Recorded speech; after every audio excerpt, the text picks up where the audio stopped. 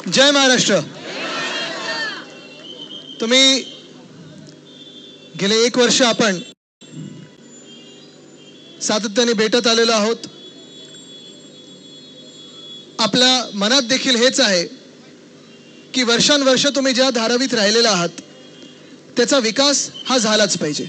बरोबर ना? विकास आपल्याला सगळ्यांना पाहिजे. पण विकास होत असताना मी जो परवा प्रश्न मुलुंडमध्ये विचारला, जो मुंबईकरांना मी प्रश्न विचारलाय, तो आज मी तुम्हाला सगळ्यांना विचारत आहे. विकास हा कोणाचा पाहिजे आपल्याला? धारावीचा पाहिजे की अदानीचा पाहिजे? विकास करत असताना घरं ही तुम्हाला मिळाली पाहिजेत की अदानीला मिळाली पाहिजेत? याचं उत्तर जेव्हा तुमच्या मनात स्पष्ट होईल तेव्हा हा लढा आपला, या लढ्याला अजून ताकद मिळेल. आज मी शाखा भेट सांगितली होती, नंतर आता स्टेज आलाय, माईक आलाय. खरं तर मला सगळ्या आपल्या पदाधिकाऱ्यांना भेटायचं होतं, पण असंच मी पुढचे अनेक आठवडे प्रत्येक आठवड्यात एका शाखेत येणार आहे. धारावीमध्ये पदाधिकाऱ्यांना भेटणार आहे, तिकडच्या स्थानिक लोकांना भेटणार आहे. पण तेवढंच नाही तर आपले जे अनेक बस्ती आहेत, वेगळ्या वेगळ्या धर्माच्या आहेत, वेगवेगळ्या समाजाच्या आहेत, कोळीवाडा आहे, कुंभारवाडा आहे, वेगळे इंडस्ट्रीज आहेत, मायक्रो इंडस्ट्रीज आहेत, दुकानदार आहेत, जे पिढ्यानपिढ्या इथे राहत आलेले आहेत. मला त्यांना भेटायचं आहे आणि त्यांना मनापासून विचारायचं आहे की तुम्ही ह्या लढ्यात आम्हाला साथ आणि सोबत देणार की नाही.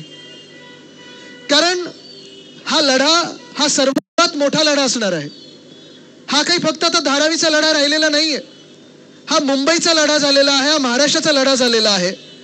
जसं त्यावेळी संयुक्त महाराष्ट्रासाठी माझे पणजोबा लढले होते, माझे आजोबा लढत होते, तसंच आज उद्धव साहेब आणि मी आणि तुम्ही सगळे आत्ताच्या मुंबईसाठी लढत आहोत, आत्ताच्या महाराष्ट्रासाठी लढत आहोत.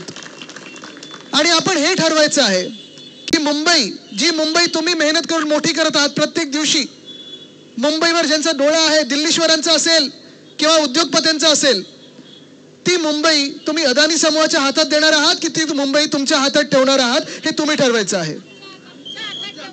कारण तुम्हाला 2-3 गोष्टी सांगतो मी. जेव्हा हे सगळं सुरू झालं तेव्हा आता भाजपवाले काय बोलतायत की नाही, हे तर टेंडर उद्धव ठाकरेंच्याच काळात निघालं होतं. खोटं आहे. टेंडर आपण काढत होतो, पण जर टेंडर आपल्या वेळी निघालं असतं तर धारावी काय, मुंबई काय, अदानीच्या घशात आपण घालू दिली नसती. तुमचा विकास हा तुमच्यासाठीच झाला असता, पुनर्विकास हा तुमचाच झाला असता. हे टेंडर ऑक्टोबरचं आहे, 2022चं आहे. चला, हे जरी आपण बाजूला ठेवलं तरी ह्या टेंडरमध्ये आणि परवाकडे जो मास्टर प्लॅन मुख्यमंत्री महोदयांनी म्हणजे फडणवीस साहेबांनी मंजूर केलेला आहे, तुम्ही सगळे धारावीतलेच आहात ना? इथे धारावीकर किती जरा हात वरती करून सांगा. सगळ्यात? ठीक आहे, चला मी तर पुढचा प्रश्न विचारतो. हा मास्टर प्लॅन मंजूर होत असताना तुम्ही किती लोक फडणवीस साहेबांच्या बाजूला बसलो होतात? जरा हात वरती करून दाखवा. गुप्त मीटिंग होती, कोणीच नव्हतं ना तुमच्या, तुम्ही तिथे. कारण त्या मास्टर प्लॅन मध्ये काय काय लिहिले तुम्ही पाहिलंय का? पात्र कोण होणार आहे, एलिजिबिलिटी कोणाला मिळणार आहे? 2000 पर्यंत, म्हणजे साल 2000 पर्यंत जे इथे राहत होते ते इकडेच पुनर्विकासाचं त्यांना घर मिळेल.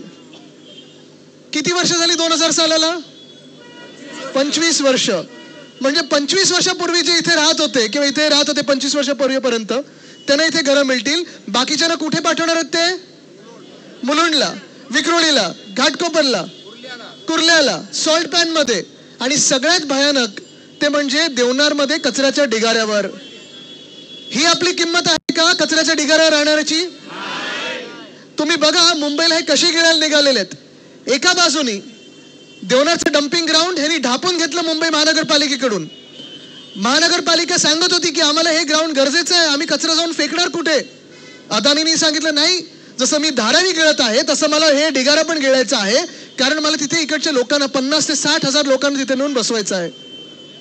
मग मुंबई महानगरपालिकेने कसं त्यांना ती जागा दिली अदानीला. आणि अदानी म्हणजे मी वैयक्तिक अदानी बोलत नाही, त्या समूहाला दिली, अदानी ग्रुपला दिली. अदानी ग्रुपने नंतर काय केलं, त्यांनी पाहिलं कचऱ्याचा ढिगारा तर तिथे आहे, तो स्वच्छ करायला 3000 कोटी लागतील. ते 3000 कोटी देणार कोण? तर मुंबई.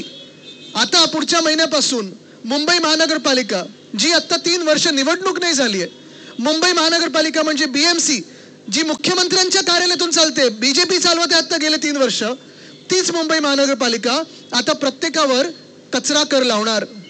कचरा कर म्हणजे कचरा उचलायला पण कर. आता एवढे वर्ष तुम्ही इथे मुंबईत राहत आहात, मुंबईकर आहात, कधी आपल्या सरकारने आपल्या बीएमसीने कचरा कर लावला होता? कचऱ्यासाठी तुम्हाला कोणी पैसे विचारत होते? कोणी नाही. पण पहिल्यांदा आता बीजेपी बीएमसीच्या माध्यमातून कचरा कर लावणार ते आपल्यावर. तसंच प्रॉपर्टी टॅक्स लावत आहे, छोट्या दुकानावर लावत आहे, मोठ्या दुकानावर लावत आहे, घरांवर लावत आहे. उद्धव साहेबांचं एकमेव सरकार होतं ज्यांनी कचरा कर लावला नव्हता आणि 500 स्क्वेअर फुटापर्यंतची जी घरे होती त्याच्यावरनं प्रॉपर्टी टॅक्स आपण रद्द केला होता. मुंबईकरांवरचा बोजा आपण कमी केला होता. पण एका बाजूला उद्धव साहेब जे मुंबईवर प्रेम करतात आणि दुसऱ्या बाजूला भाजप आणि भाजपचे मालक कोण? अदानी. ते मुंबईला लुटायला निघालेत. आणि म्हणून जेव्हा मी तुम्हाला सांगतो ना या मास्टर प्लॅन मध्ये जे त्यांनी सांगितलंय की 2000 पर्यंत तुम्ही इथे असाल तर तुम्हाला इथेच घरं मिळतील. मग लाखो लोकांना बाहेर देवनारच्या डम्पिंग ग्राउंडवर कचऱ्यावर किती लोकांना राहायचं? इथे कचऱ्याच्या ढिगाऱ्यावर कोणाला राहायचंय का? कोणाला राहायचं नाहीये. इथेच राहायचंय, धारावीतच राहायचंय. बरोबर आहे. पण हेच अदानी तुम्हाला कचऱ्यावर नेऊन ठेवणार आहेत, मिठागरावर नेऊन ठेवणार आहेत, जिथे पाणी भरतं तिथे नेऊन ठेवणार आहेत. मान्य आहे असा विकास? कारण आता काय की इथे मी आल्यानंतर अदानीचे दलाल गल्ली गल्लीत जातील, तुम्हाला पैसे देतील, विकत घेण्याचा प्रयत्न करतील. तुम्ही ठरवायचंय विकले जाणार आहात की नाही हे तुमच्या हातात आहे. सर्वे सुरू होईल परत. सर्वेच्या लोकांना तुम्ही घरात घेणार की तिथूनच लाथ मारून बाहेर काढणार हे तुम्ही ठरवायचंय. दरवाजा कोणाच्या तोंडावर बंद करायचं हे ठरवायचंय. तुम्हाला सांगतो मी, हेच तर नाही, ह्याच्या पुढेही जाऊन जसं मी सांगितलं ना, TDR मुंबईचा स्वतः लुटतायत, प्रीमियम मुंबईचं स्वतः लुटतायत. इकडची घरं जर इकडच्या धारावीकरांना घरं मिळणार नसतील तर आज मी अदानींना विचारत आहे, जर ह्या सगळ्या धारावीकरांना घरं मिळत नसतील इथे, मग